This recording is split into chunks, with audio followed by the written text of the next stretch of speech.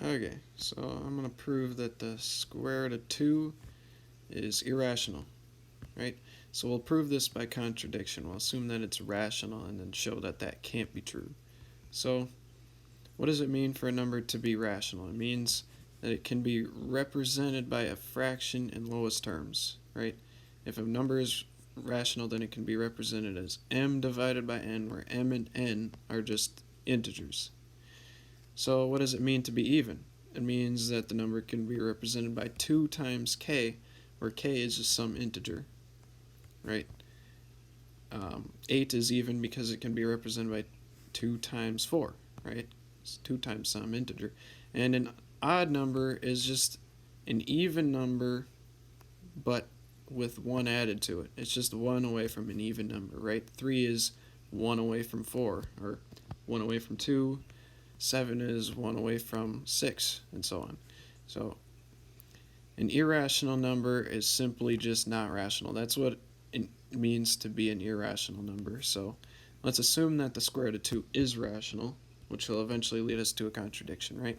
So if the square root of 2 is rational, then it means it can be represented by m divided by n, where m and n are integers, and the fraction is in lowest terms. This is important. It has to be in lowest terms. So this leads us with algebra that 2 equals m squared divided by n squared. And then that leads us to 2 times n squared. This is 2 times some integer n squared equals m squared.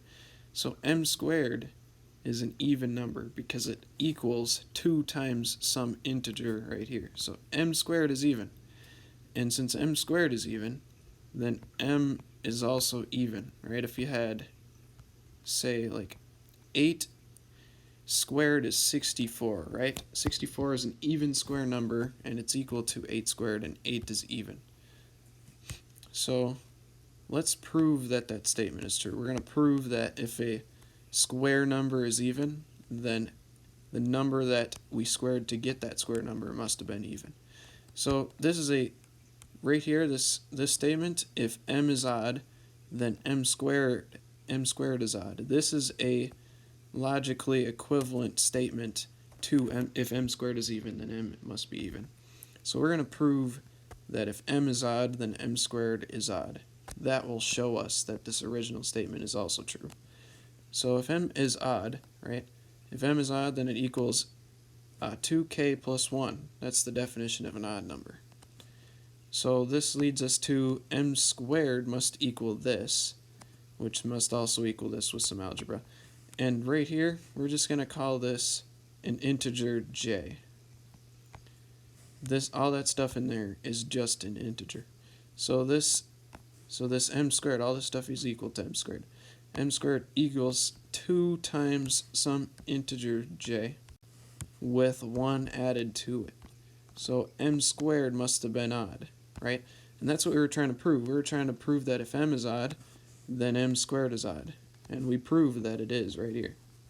So we proved that the contrapositive was true, which means that our original logical statement here is also true because they have the same logical equivalence.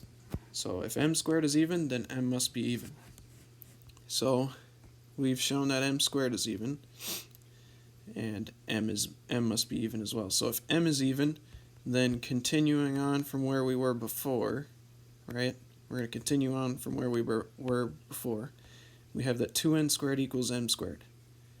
And since m is even, right, we can say that this m is just going to be 2c.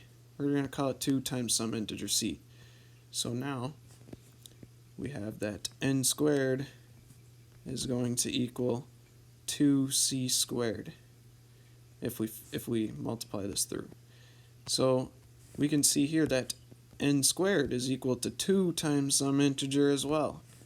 So this means that n squared is even. And since n squared is even, we know that n is even. In the same way that since m squared was even, then m was even, then if n squared is even, then n is even. Same as before. So now we've shown that both m and n are even. So our original assumption that the square root of 2 equals m divided by n in lowest terms leads us to the square root of 2 equals 2k over 2j, since m and n were both even. And this is not in lowest terms, and I'm going to show you why. Because this stuff equals k over j. We just reduced that fraction. We've reduced that fraction, so that original fraction was not in lowest terms.